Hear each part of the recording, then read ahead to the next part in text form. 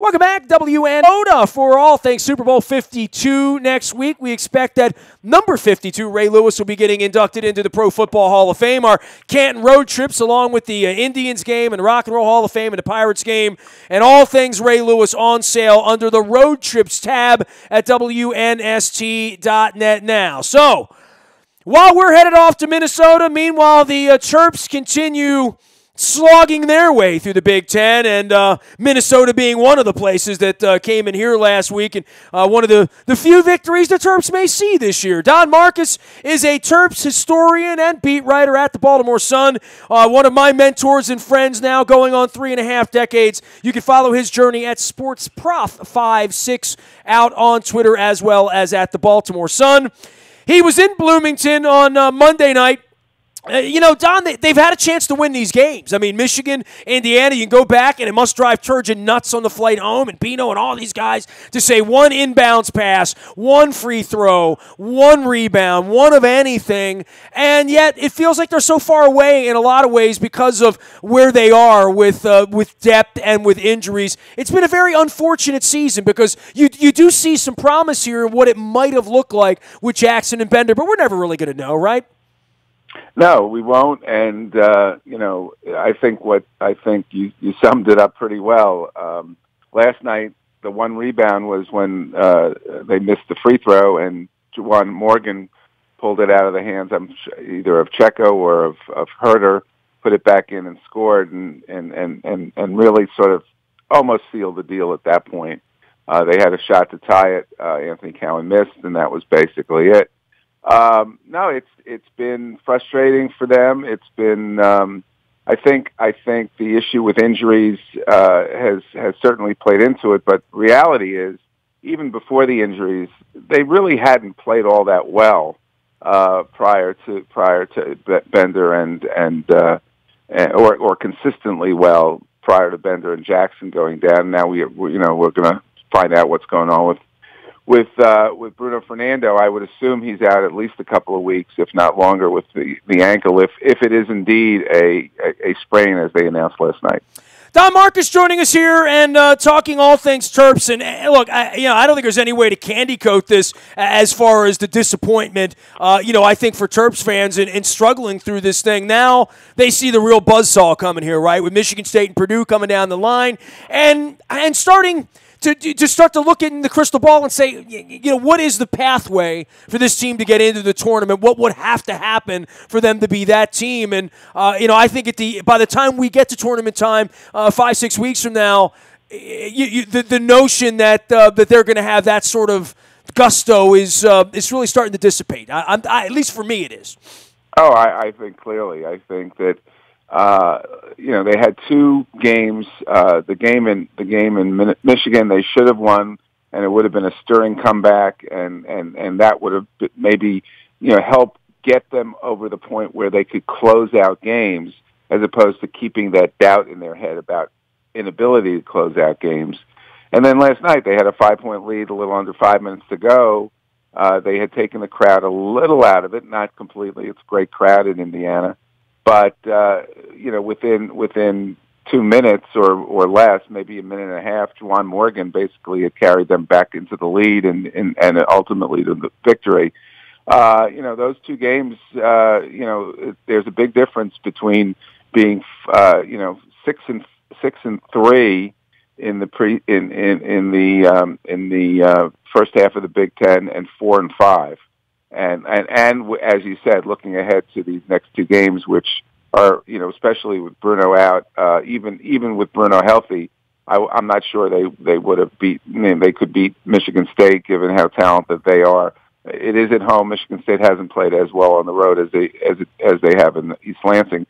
But forget Purdue is chalk that one up right now because they are just rolling over everybody.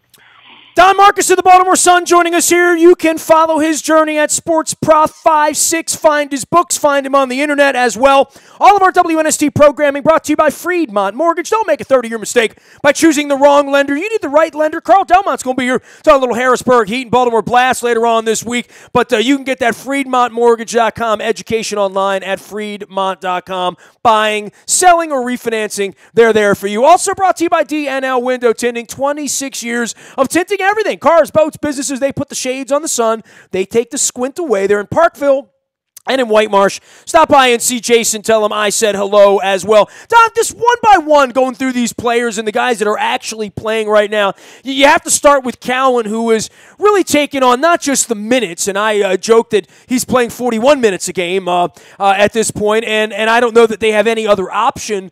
But, even really doing what Melo tried to take on 3 years ago in being the center of attention. And some nights it can work, but certainly in these tight games where one play, one turnover, one possession, one inbounds pass in a tight game on the road has cost them, I think a question has to be brought up of, is this a good idea playing him 40 minutes a night?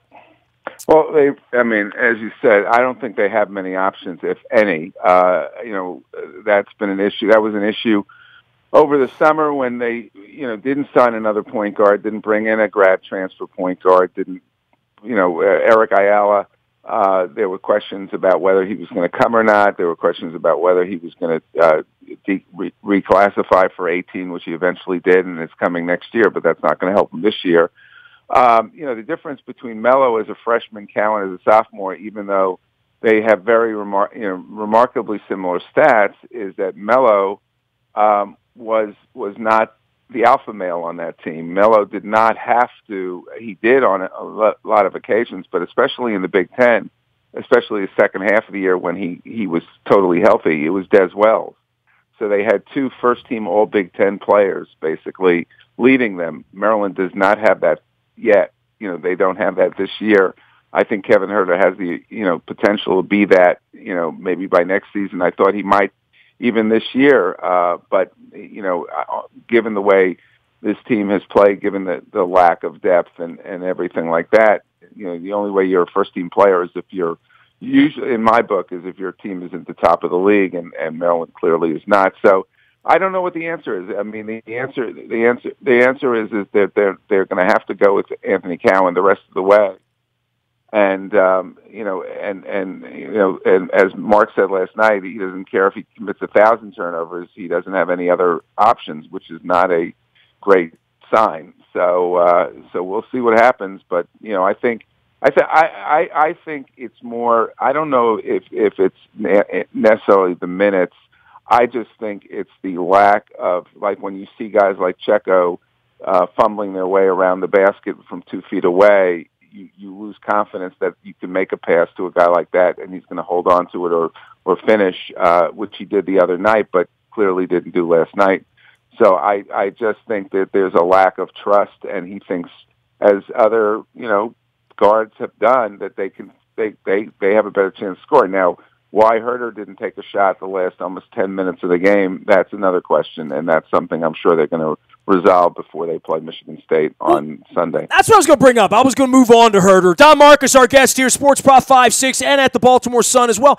Huerter, I like him taking shots. I mean, I've seen him hit enough big shots that I prefer him having the ball, and maybe somewhere down the line it'll be Morcell's ball or maybe even Cowan. But for now, on the floor for what they've got, it was always meant to be Jackson, I guess. I mean, if you're drawing it up in July and August and September, if you're looking at the Big Ten, you'd say, well, let's run the offense through Jackson and let's let him get the open looks. He's the NBA prospect. But right now with Huerter, I don't feel bad when he has the ball, and I feel like he's a good decision maker. Well, first of all, I think when they were drawing up plays in July, it was going to be all three of them. I don't think it was simply going to be Jackson. And I think that was going to be the strength of this team, that they didn't have to put the ball in one guy's hands as they often did last year and the last couple of years with Trimble. But as the year developed, and Jackson, even before he got hurt, was having a horrendous year offensively and really became, not a liability, but he was certainly not a guaranteed he was averaging under 9 points a game when he was hurt, or around 9 points a game when he was hurt. I think Herter has proven on many occasions that he can hit big shots and that he needs to take more shots. The problem with Kevin is, it's somewhat of, to a fault that he is a real team player, a real selfless player, and he does not have that mindset, and maybe he needs to develop more, especially at this point in the season, that he just has to, when he has the ball in his hands, he's going to make something happen. Now, again, defenses know they can load up on both Cowan and Herter. They don't have to worry about a Josh Tomaic, and they don't have to worry about a Checo all the time. So it makes it harder for Herter and Cowan, especially if they don't have anybody on the inside, being able to score. So, but I would like to see, and I've long, felt that Herter does not, last night he took 9 shots and Cowan took 18, including the one 8 seconds to go, which was a play, according to Kevin, that was set up for him. And Anthony got a little impatient, so he had an open shot. And this was after being 1 for 5 from 3, took a 3. And, I think it was a bad decision.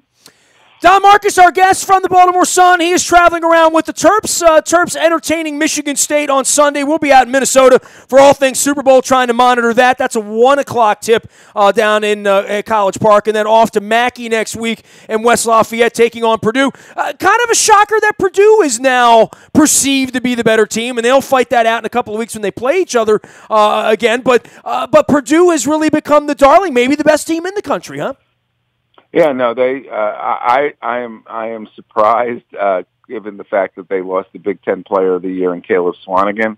I was surprised at how well they started, and they had a couple of rough games in a tournament. I think it was a battle for Atlantis, and then since then they have not lost.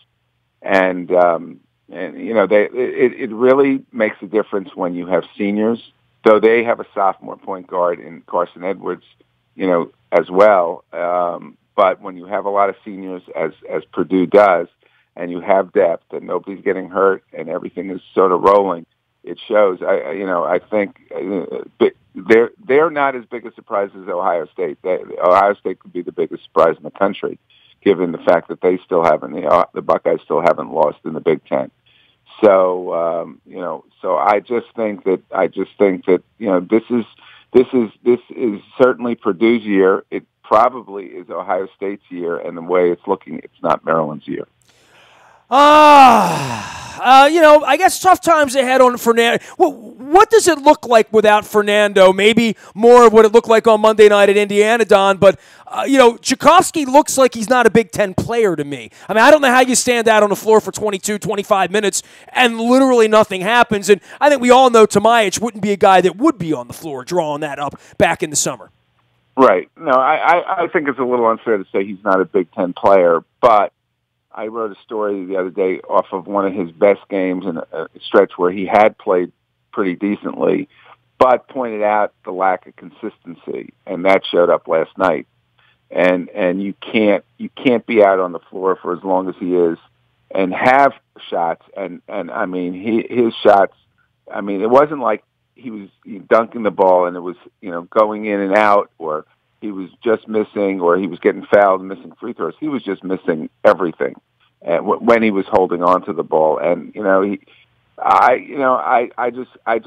just wonder about the fact that this is a kid who came in as a 4-star.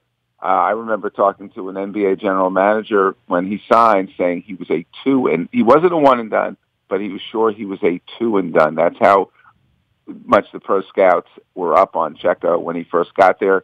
Yes, he's had some injuries, but really it's more a lack of development, a lack of, post skills. Offensively, defensively, he's better, and defensively, he didn't play a terrible game last night until he got in foul trouble, and then he couldn't really do much. I guess my point is he's not going to be a great Big Ten player. I mean, maybe No, he's not going to be a great player. I insulted him earlier, and Luke took umbrage, and I said he'd be a great player at Towson State or UMBC or, he'd be a great player there. He's not going to be a great player night after night in this conference, right? Yeah, but he could be a good player. You don't have to be a great player to make an impact in the Big Ten. Not everybody is going to play in the NBA. Not everybody is going to be, not everybody is going to be all Big Ten. But you can be a good player. You can be Defensive Player of the Year, which, at 7'1", he certainly has, and athletic, he certainly has the tools to do that, but even his defense is inconsistent. I just think that he's just not developed as a player the way, and, I don't know if it's a European thing. I don't know if, I don't know.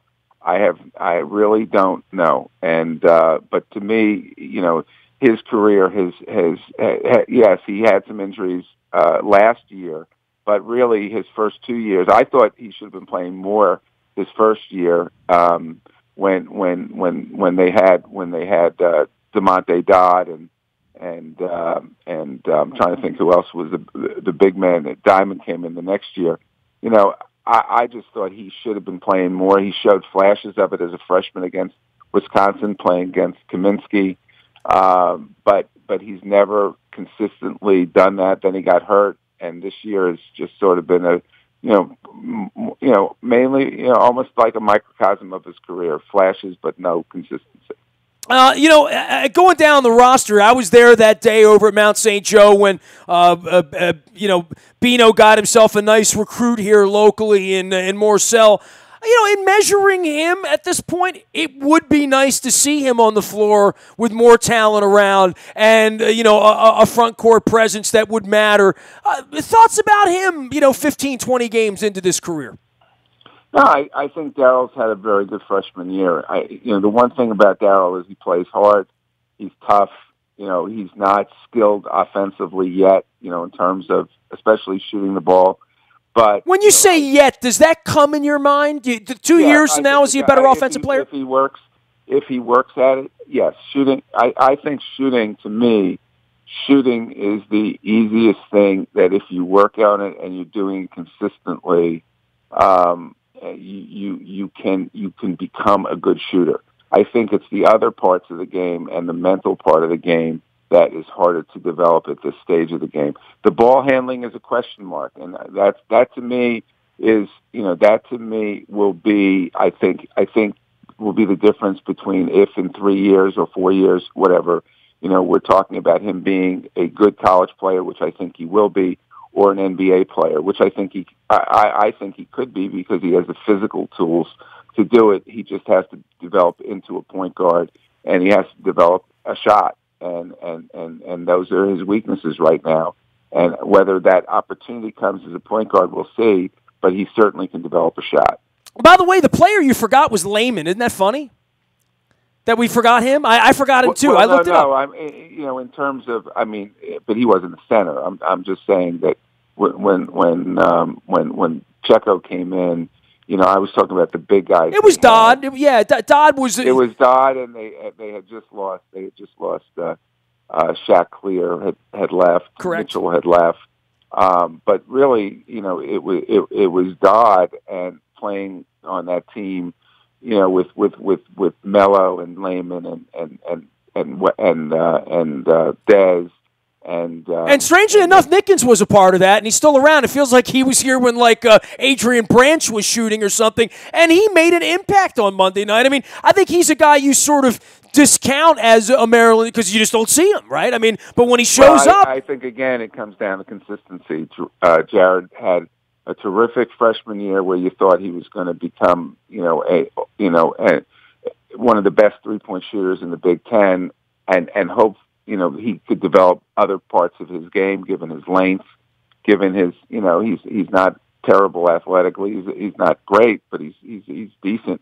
But his length and his shooting, and he's just never developed as well. He's a basically a one-trick pony. And if his shot's on, it's great, and if it's not on, he's almost a liability. Don Markus joining us here. I will be joining his professorial class next week from Radio Row and the Media Supercenter at the Mall of America. He is Sports Prof 56 out on Twitter as well as at the Baltimore Sun, running around with all things Terrapins. And a disappointing campaign here, Don. And it's never any fun when you can't win, but hopefully at least they're representative. I hate the Knights are getting blown out, and I think I'm a little worried over the next two that they don't have the horses for the courses here against the Michigan States and the Purdue's. Yeah, I think you're well positioned to be worried. I think there are a lot of Maryland fans who feel the same way. I'll close my eyes. Don, we'll see you soon, man. I appreciate you making time here as you're scuttling around from airport to airplane to gyms to spend a little time with us. Thanks for coming on, man.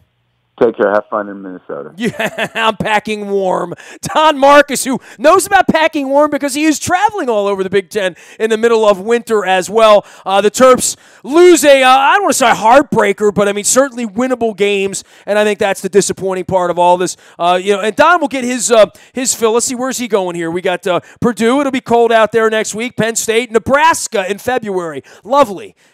Give him hell out there, Don. Happy Valentine's Day to you. The BuyItToyota.com audio vault's there 24 hours a day from anywhere in the world. I'm tired of going to Cleveland and Pittsburgh and Green Bay. I need some Miami or Jacksonville or San Diego. They're not even in the league anymore.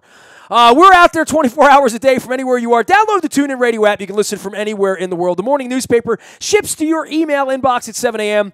It's all brought to you by Planet Fitness and PlanetFitness.com, where it's still $10 a month, never any commitment. Planet Fitness is there for you. I'll be getting fit next week. By the way, the morning newspaper has Purple Rain 2 every day. Chapter a day, every day, leading up to the 5th anniversary of our parade down Poydras in New Orleans a few years ago. I've been getting some great pictures and recollections and video clips. I still haven't seen anybody with a picture of Shaquille O'Neal, although everybody told me they saw Shaq. I still have not seen any of those pictures from the parade. So if you have a Shaquille O'Neal parade picture, throw it my way. Purple Rain 2's in the morning newspaper. And breaking news, of course, always happens on the tech service. The WNST tech service comes to you first. It's all brought to you by Coons Ford of Security Boulevard. Dennis Colatzos will be here on Thursday from 3 until 5, driving you home, getting you through the SSV on WNST. I will be saying hello there as well. Nasty at WNST.net finds me for complaints, criticism, and praise. I love the praise the most. Facebook, Twitter, LinkedIn, Snapchat, Instagram, streaming live on our Facebook, as well as our YouTube WNSTV channel. And don't forget, our Ray Lewis bus trip up for sale now to Canton, Ohio. Go to the Road Trips tab at WNST.net and join us in Ohio this summer for the 52 induction. I'm Nestor. We are WNST.net, AM 1570 and WNST Towson, Baltimore. And we never stop talking Baltimore sports.